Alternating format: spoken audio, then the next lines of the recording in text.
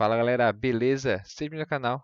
Para quem não me conhece, eu sou o Vitor e hoje a gente vai falar sobre um hook novo que veio no React 18 chamado Use Transition, que ele vem com o intuito de melhorar, no caso, a performance das aplicações em React trabalhando com vários estados. A gente vai conseguir com ele definir quais que são estados de baixa prioridade que a gente vai ver aqui na prática. Então, sem pressa. Vamos começar aqui. Trouxe um aplicativo em React bem simples para a gente conseguir entender os conceitos, quando a gente usa, quando não usa, como funciona o Use Transition na prática, né? Então vamos lá. Como é que que tem aqui nessa aplicação? A gente vai ter uma lista, que essa lista aqui eu estou criando ela com Use Memo, que basicamente, para quem não conhece o useMemo, a gente vai passar uma função como parâmetro para ela. O retorno dessa função aqui vai ser salvo no useMemo e toda vez que o meu aplicativo renderizar, ele não vai executar essa função novamente. Ele vai pegar o, o resultado salvo, a não ser que alguma das dependências dele mudem. Que se alguma das dependências dele mudar, aí sim ele vai executar novamente o que tem aqui dentro, né, a função, e vai retornar um novo valor. Como o nosso não tem nem dependência, ele não vai executar nenhuma outra vez. Eu só utilizei o uso mesmo porque se eu não utilizasse dessa maneira aqui, ele ia gerar esse loopzinho aqui de 5.000 vezes toda hora que nossa aplicação renderizasse. Isso não é performático, né? Por isso que eu usei o uso mesmo.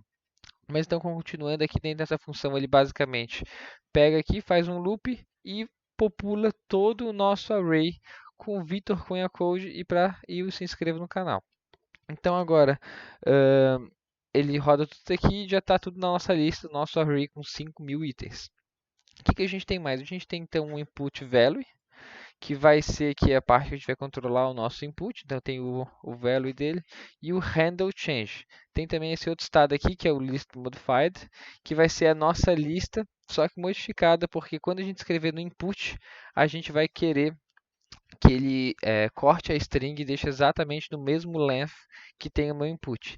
Então aqui no meu handle change input, ele vai setar o valor do meu value, então o valor do meu value já está setado, e depois vai setar o valor da minha lista modificada, que vai ser o seguinte: se ele for igual a zero, então o meu input aqui não tiver valor, ele vai ficar, no caso, exatamente, não tem valor, ele vai ficar um array vazio. Se não, ele vai pegar um list, vai então rodar toda o meu array de 5.000 itens e para cada um deles ele vai dar um slice do zero até o values.length. Então, vai cortar exatamente no mesmo caractere. Então, se eu digitar um caractere aqui, vai renderizar 5.000 itens com um caractere. Se eu digitar dois, e assim por diante.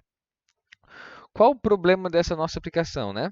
Se a gente vir aqui e digitar, a gente pode ver, para conseguir observar um pouco melhor, eu vou fazer o seguinte: eu vou vir aqui no meu console, em desempenho, na engrenagem, a gente tem uma opção chamada CPU e a gente pode desacelerar 4 vezes para simular que a gente está num PC um pouco mais fraco.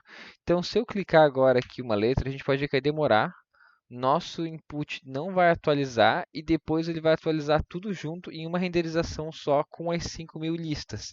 Só que como renderizar 5.000 listas não é uma coisa leve, ele vai demorar para fazer essa renderização, esse processamento, na verdade, aqui que a gente está fazendo, né? Então, a gente precisa nele que o meu input tenha uma prioridade, porque todos os estados, quando a gente vai setar um estado, todos eles têm prioridade igual. Então, todos eles vão ser setados, isso aqui vai rodar e vão ser setados em uma renderização só. Mas com o Use Transition, a gente consegue definir o que a gente quer que renderize com baixa prioridade. Então, aqui no meu Use Transition, a gente pode então instanciar ele. Ele vai vir com dois valores, que vão ser ele, se está pendente, então spend, e o outro que vai ser a própria função, então start transition, beleza. E agora o que a gente quer fazer? A gente quer que essa nossa lista modificada tenha um valor menor de prioridade do que o meu input. A gente quer sempre dar prioridade que renderize o meu item no input para depois renderizar o meu array. Então, o que a gente vai fazer? A gente vai pegar aqui o meu start transition, vai puxar uma função dele e dentro dessa função a gente vai colocar o que a gente quer que renderize, que nesse caso é o setList modified. Então agora se a gente for clicar aqui e digitar algum valor, a gente vai conseguir ver que ele vai primeiro botar o valor no input para depois renderizar tudo. E como que funciona? Uma coisa que é bem interessante a gente entender sobre o Start Transition. A partir do momento que a gente está rodando, vamos dar o exemplo que eu digitei uma letra aqui. A partir do momento que eu digitei uma letra aqui, ele vai rodar isso aqui. O Start Transition ele só vai rodar depois que os meus estados de alta prioridade já tiverem terminado. Mas digamos que está rodando, ele rodou a primeira vez, então, meu handle change input. Ele pegou, setou o meu value, então o meu value está pronto.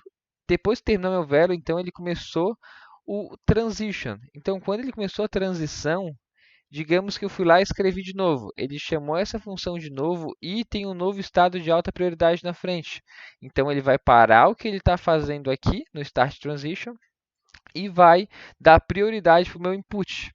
Uma coisa que a gente pode ver para observar isso mais de perto, a gente pode vir aqui, como ele tem o isPending, para saber se está sendo renderizado ou não a minha função do Start Transition, a gente pode vir aqui e colocar se por acaso ele estiver sendo,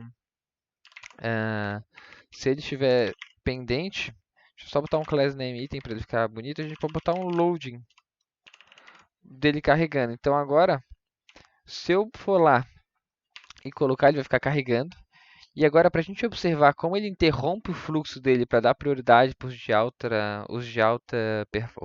perdão, os meus estados de alta prioridade, a gente pode dar descrever, escrever de novo que ele vai renderizar sempre o input. Ele não está esperando terminar esse start transition de antes para depois o novo. Ele vai sempre dar prioridade para os meus estados que estão com alta prioridade. E também outra coisa muito importante para a gente saber sobre isso é a gente sempre utilizar todos esses, o Start Transition só quando for estritamente necessário, porque ele está dando uma renderização a mais para o nosso componente. Então, se eu não tivesse com o Start Component aqui, o Start Transition, ele ia renderizar esses dois aqui em uma componentização, em uma renderização só. Então a gente deixar para usar o use transition sempre quando for uma renderização muito custosa, que a gente esteja obrigado a dar prioridade para um dos dois. Senão a gente só vai adicionar uma modificação a mais e não vai, como é que fala? Vai ser o efeito contrário, não vai virar mais performático, né? Mas então é isso, galera. Eu espero que você tenha entendido aí sobre o use transition. Esse vídeo vai ficando por aqui. Eu espero que você tenha gostado. Qualquer dúvida pode colocar na descrição que eu estarei respondendo ali. E então é isso, galera. Muito obrigado. Até a próxima. Tchau.